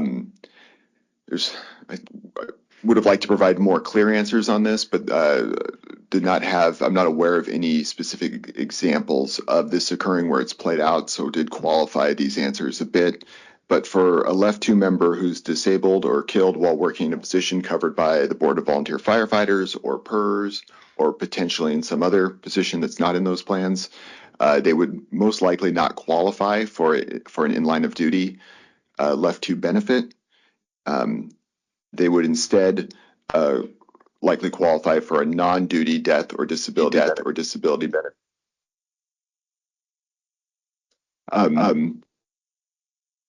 Where we? Okay, one sec. Got to figure out the echo in here. Is the echo gone? Okay, it's gone. Okay, good. Okay, so if they would instead, the left 2 member would qualify for a non-duty death or disability benefit in left 2, and then potentially qualify for other benefits in either PERS or with the Board of Volunteer Firefighters. One issue, and we did talk briefly with Haley about this, was there are conditions where it could be, do you end up with employers pointing fingers at each other? That I know I have this firefighter who also works as a volunteer firefighter. They've developed this cancer. Where did they get it? And so don't have any examples that I'm personally aware of to tell you how that has played out. I believe that the presumptive laws for at least those conditions that are presumptive would help with this. But that is just a potential issue out there that we could dive into further if this topic moves forward.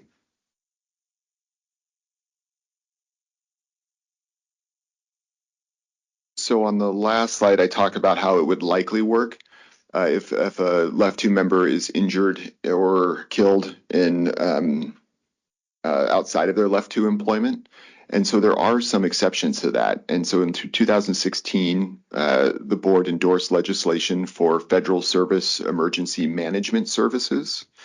And so under this law, a left 2 member who is receives an unreduced left 2 benefit if they die or are disabled as a result of federal service in response to a natural disaster or federal emergency. Some examples that the board discussed in endorsing this legislation and studying it for natural disasters, where that was not long after the Oso landslide, and then also wildfires was also brought up in that discussion. And then for federal emergency, the board cited the WTO riots as an example of a federal emergency where this may occur. And then I believe also what spurred this on, I wasn't at the board at that time, but I was in the audience, was a situation involving a left 2 member who was at a federal emergency services training and suffered a medical event while there.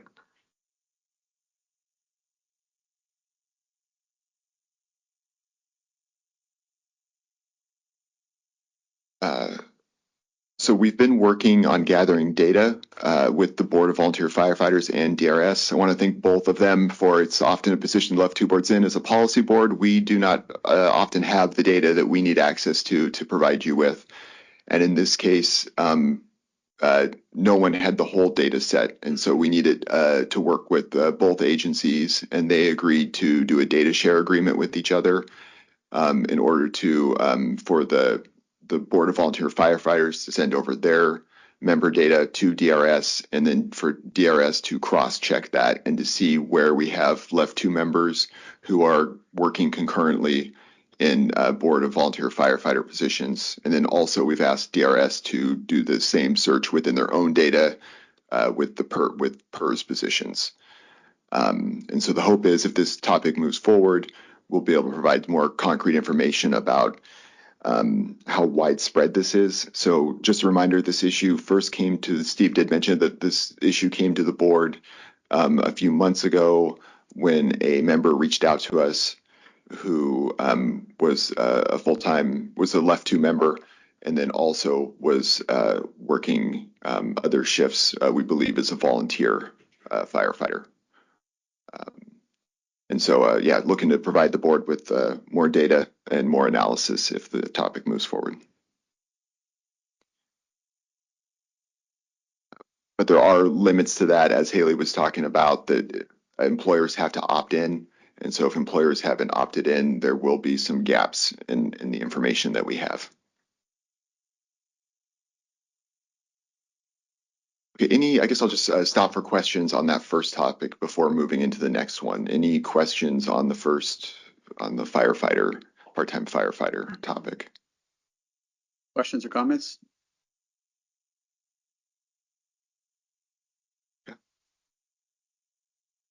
So the second issue, a reminder, is allowing Left 2 members to convert their service credit from their time as a reserve officer to Left 2. This issue came to us, a letter from Senator Lovick asking the board to look into it. A constituent of his had reached out to him. And so, sorry, I think I skipped forward one. There we go. So part-time, okay, yeah, just wanted to remind the board that there was legislation that passed last year that changed the definition of law enforcement officer to include part-time officers. And this was actually sponsored by Senator Lovick, so I have a feeling that may be one of the reasons this question came to him. And so that legislation changed the definition for law enforcement officers to include part-time, and then it also amended the definition for reserve officers, added that underlined part you see there for them to be who do not serve as a regularly employed, fully compensated officer.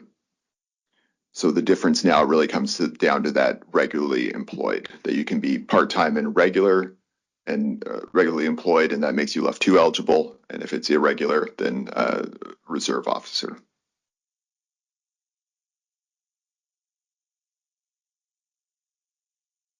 So purchasing service credit. So that was the question that came in, was this member wanting to be able to either have his reserve officer credit just convert it, or the ability to for him to purchase that service credit. So there is a precedent for purchasing service credit in the state retirement systems, including LEF, when positions are made newly eligible for Left 2. And so examples of where this has occurred in the past included EMTs. When EMTs who were in PERS previously became Left 2 eligible, they had that option. When they had that option, the cost of that was they'd already paid into PERS. The state had already had investment returns on their contributions and their employer contributions. And so those EMTs had to pay the difference in contributions from PERS to Left 2 to convert that service credit. And then there was the example of public hospital district EMTs, which came into the plan later. They were in employer plans. Their employers had never opted into PERS.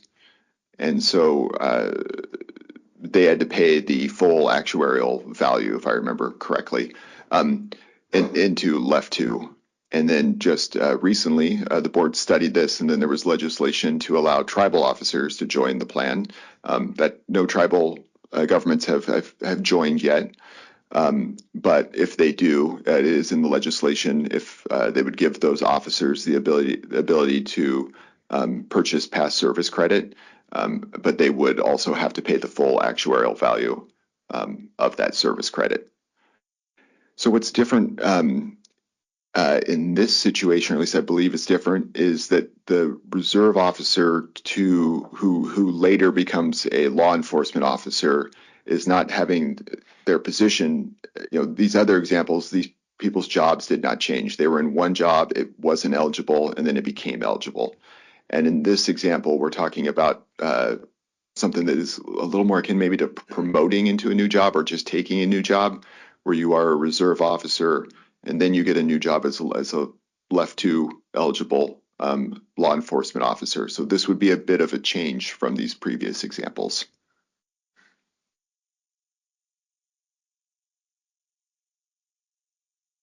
So gathering data on this one, it's a bit more difficult to get data on this one. We haven't actually done a data share agreement on this one. This topic came to the board a little later, and we were already working on the other data share agreement, so didn't want to complicate this one until we had a little more information about it, and about what data sources we would have.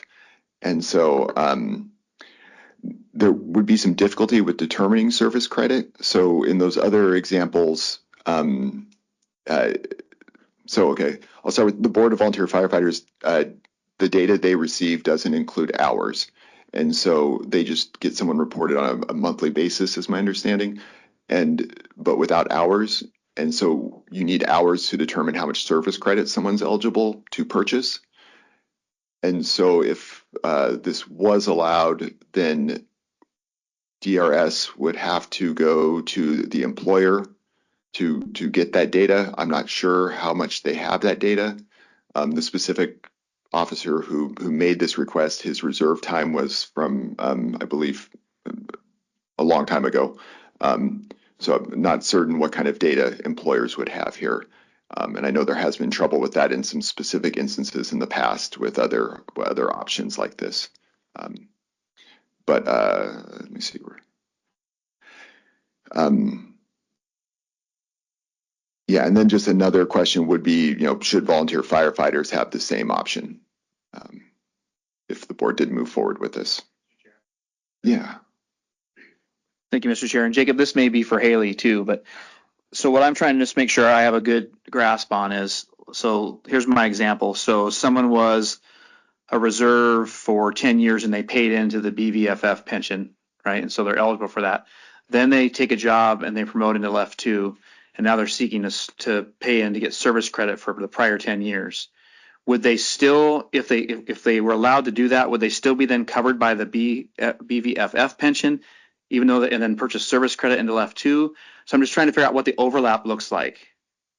Yeah, so that's a good question, because that is something that came up specifically with the public hospital district EMTs. There was as that bill was working through the legislature, of the employers had paid for those EMTs to have a 401k style plan, and then were concerned that they would then be billed again for this other for left 2.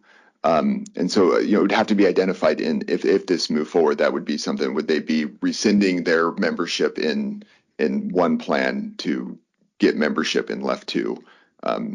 Which I believe Steve Hummer, but with the EMTs, when they converted from PERS to left 2, they didn't also receive a PERS benefit when they converted that service credit. They just received a left 2 benefit. Yeah, if they transferred service credit from PERS, they gave up their PERS benefit.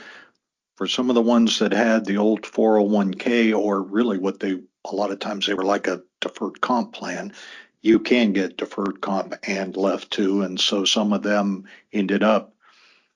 The tricky piece about this that you'd have to talk about in the legislation is, like Haley described today, you can't be in the volunteer plan and left 2 for the same time period today.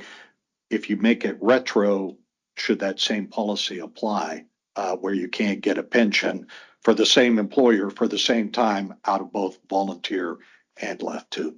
Yeah, I appreciate it. The reason I ask is I know exactly how it works when we convert someone from PERS 2 to left 2, or PSERS or others, right? Then I'm paying out of that one pot. I'm not paying out of 2 pots. And I'm just not exactly sure how this works here. And as an employer, that's a critical piece of information that I'd want to know to make a decision around buying service credits. What's that look like? Yeah. Hypothetically, in that situation, whose responsibility would it be to determine what hours actually qualified as left hours? Would it be the employee who's requesting it? Would it be the city to prove that those hours qualify?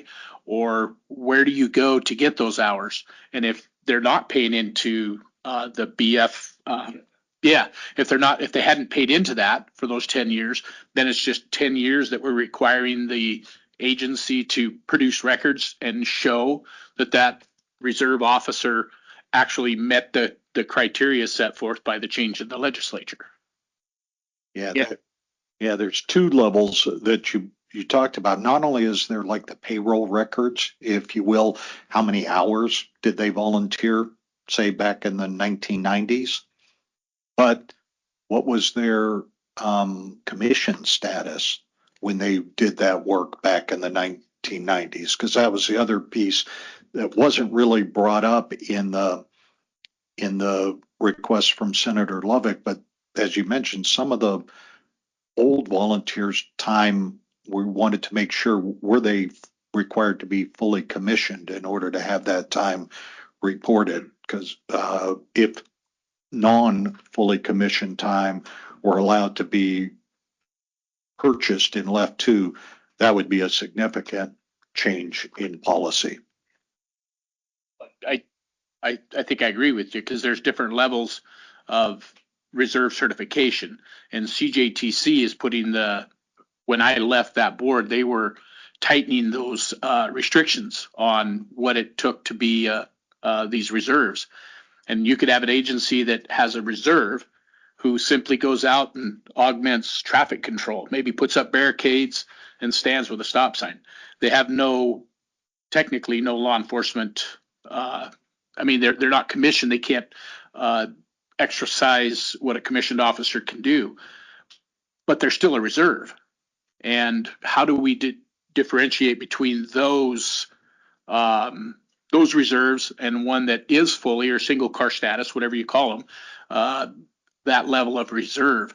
And would it be incumbent upon the agencies that they were reserved for to show those records rather than us trying to figure that out? And so I did want to add also that when it comes to, there are options for left two members that want more service credit, want to purchase more service credit, that there is the purchase service credit, and then there's the purchase of additional annuity. And so if a member is going to have to pay the full actuarial value for converting service credit, they do also have those other options available to them.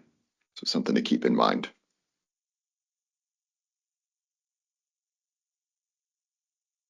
So if there's no more questions on that one, the next steps in front of the board may motion for a comprehensive report on the part-time firefighter issue. Option 2 would be for a motion for comprehensive report on reserve officer service credit conversion. Option 3 would comprehensive report on both options.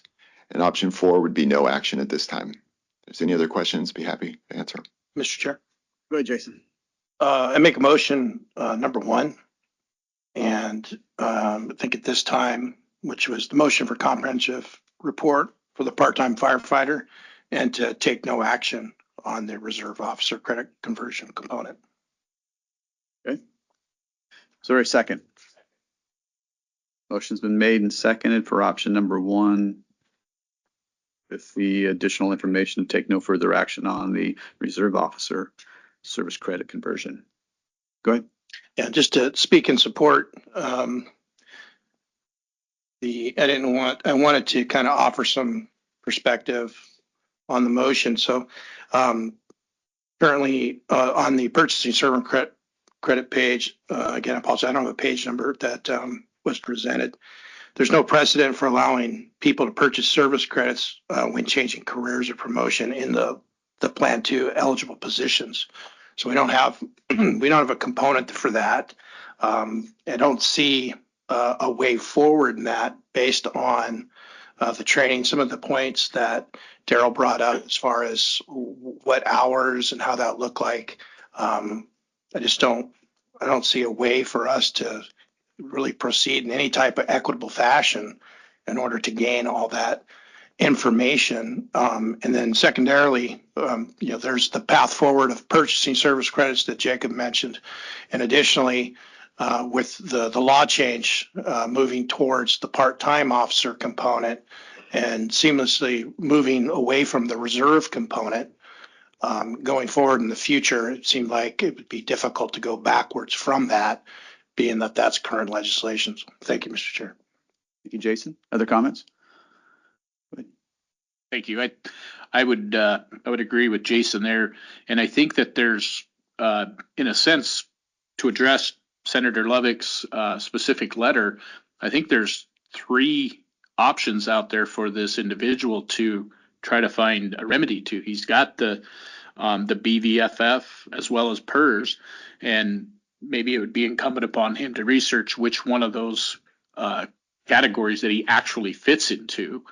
And again, with the option of being able to purchase service credits as a retiree, which he is, it might be more beneficial for him to look at that as opposed to taking 10 years of part-time reserve status. Okay. Other comments? Not seeing or hearing any. Motion was made and seconded for option number 1, which was the motion for comprehensive report on part-time firefighter and to seek no further action on the reserve officer service credit conversion. All right. All those in favor of the motion say aye. Aye. Aye. Aye. Opposed?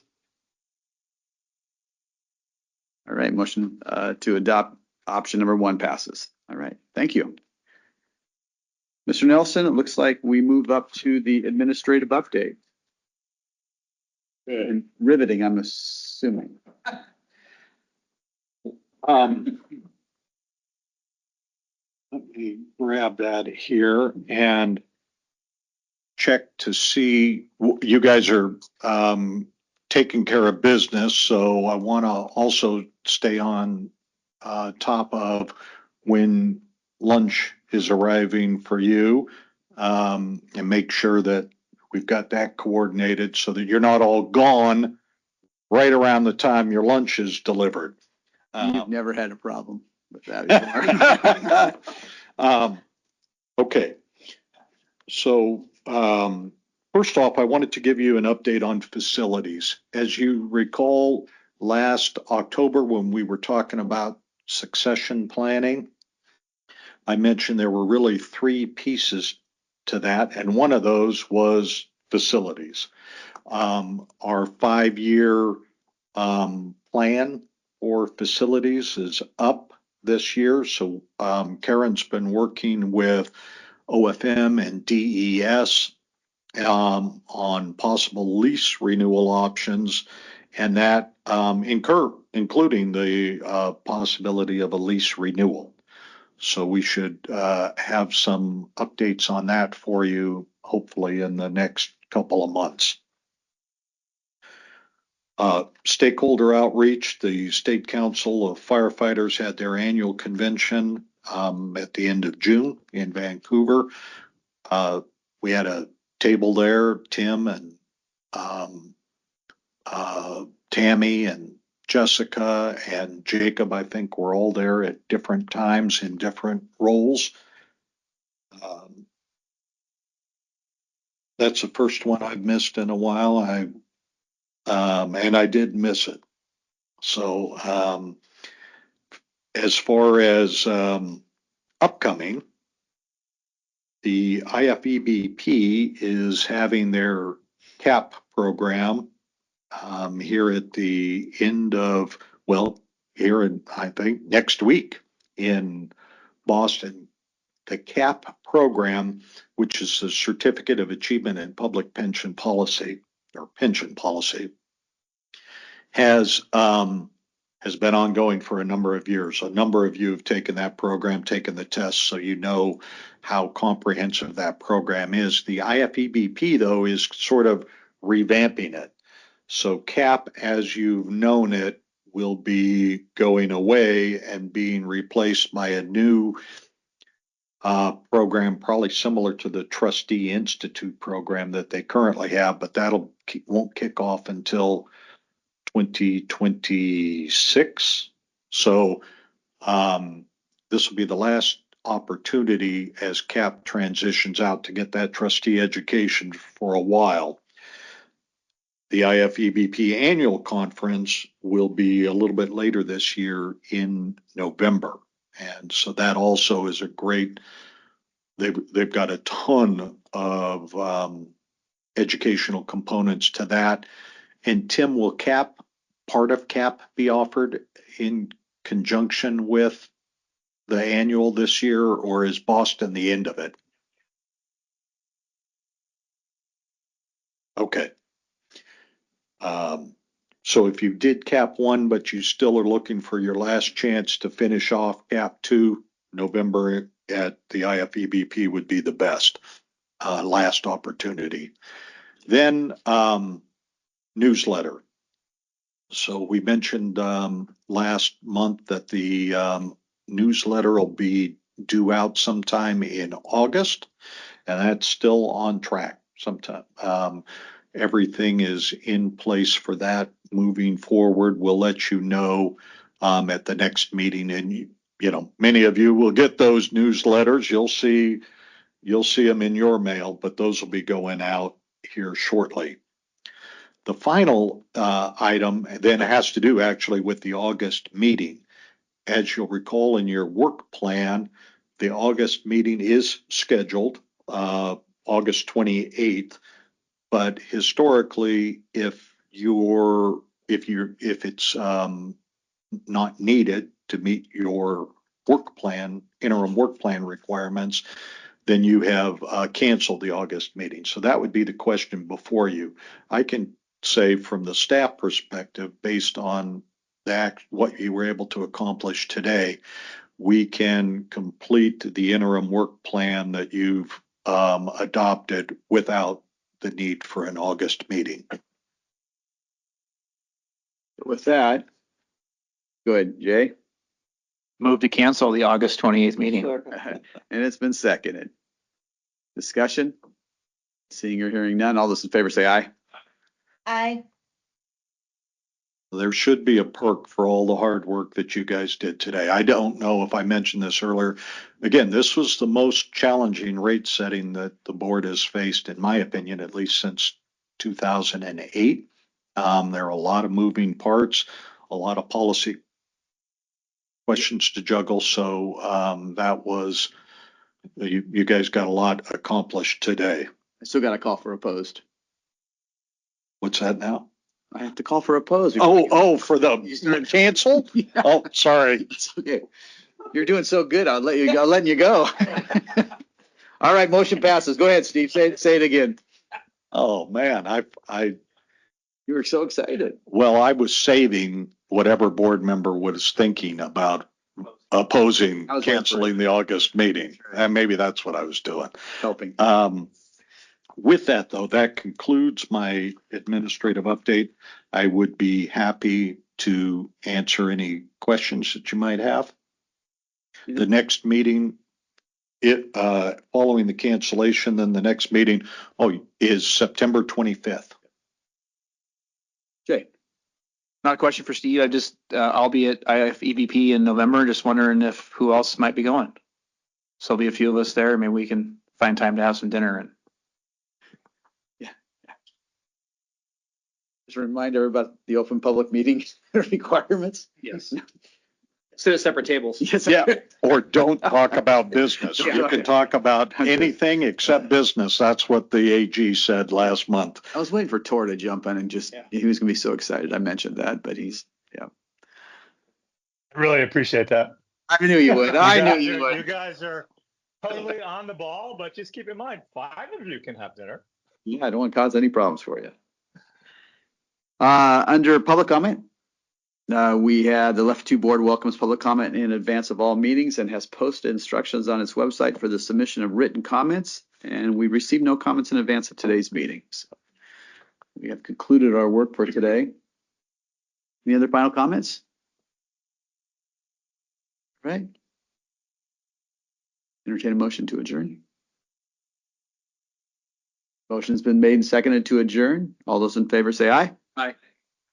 Opposed? Aye. And please stick around. Right, Steve?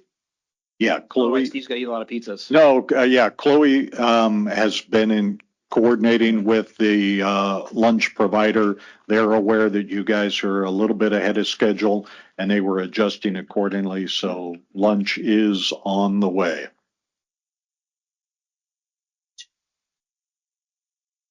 Even better.